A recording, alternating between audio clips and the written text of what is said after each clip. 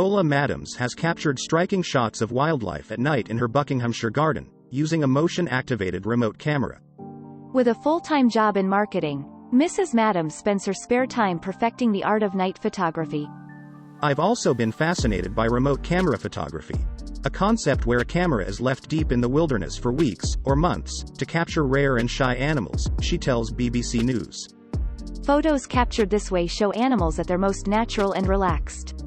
Mrs. Maddams has taken photographs of wild animals overseas, including lions, leopards and elephants in Kenya's Masai Mara National Reserve. But during coronavirus lockdown restrictions in 2020, she decided to focus her photographic ambitions on her garden in Amersham, using a passive infrared sensor and 2 flashes. The sensor reacts to heat, so it triggers the camera when an animal walks past it, she says. What has always been most important to me is the welfare of my wildlife models. The quest to get the perfect shot should never come at a cost to wildlife. To make sure the animals are not spooked by the clicking sound of the camera, I place it in a case lined with sound-absorbing foam. The 2 flashes are set to the minimal power level and are placed well above the eye level so as not to cause them any distress. Mrs. Maddams's interest in garden wildlife began 2 years ago in a chance encounter. I was reading a book on the patio and suddenly felt I was being watched, she says. I saw a small creature on the steps to the garden and immediately thought it was a rat.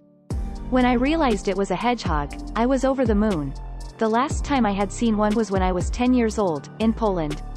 Encouraged by the sighting, Mrs. Maddams and her husband researched the animal and started to leave out cat food and fresh water. And having bought an infrared trail camera to record video footage, they discovered 2 hedgehogs, a fox, and a number of local cats would visit every night. We learned that just like humans, hedgehogs and foxes are creatures of habit, showing up in our garden at specific times and following certain routines, she says. But her initial attempts at remote camera photography were disappointing. Some nights, all that my camera would capture was a tip of a fox's tail or a hedgehog's backside, she says. Other nights, they wouldn't trigger the camera at all. But I didn't give up. It took a lot of patience and practice to work out the best camera settings, positioning of my flashes and guesswork on where the animals might be. It felt like playing a lottery, with huge potential rewards but low odds of winning. But after setting up the camera every night for a year in her garden, Mrs. Maddams's persistence paid off, with a collection of striking photos. Each photo needs gentle corrections to adjust the color balance, open up shadows or sometimes remove an annoying blade of grass that is distracting from the subject of the photo, she says. I sometimes use a gentle vignetting effect to focus the eyes on the center of the image, too. We've learned a lot about interactions between hedgehogs and foxes. It's important to remember that foxes are opportunistic predators and can attack hedgehogs. The hedgehogs tend to curl up as soon as they see a fox. Fox cubs seem very inquisitive about them, trying to nip them or push them, but soon learn not to risk a prickly injury. Only once did we record an attack.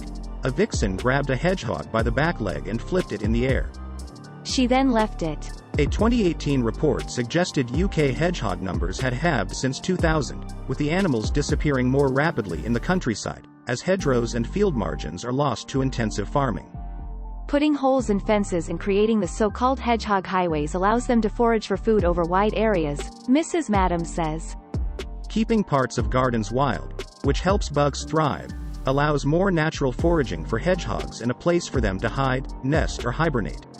For advice on protecting hedgehogs, it's best to stick to sources like the RSPB, Royal Society for the Protection of Birds, for info on how to make your garden hedgehog friendly. I don't believe in feeding foxes in the garden, as it can lead to dependency on one food source or can make them the target of pest controllers if they spend a lot of time in one area. More recently, Mrs. Maddams tried her luck with her remote camera in her local woods and was rewarded with a badger and a roe deer. The night photography gave me something to look forward to every morning when checking photos on my camera, in a year when every day felt the same, she says. I have proven to myself that you don't have to go far to take fantastic wildlife shots. In fact, you don't have to go further than your garden. Photos courtesy of Ola Maddams.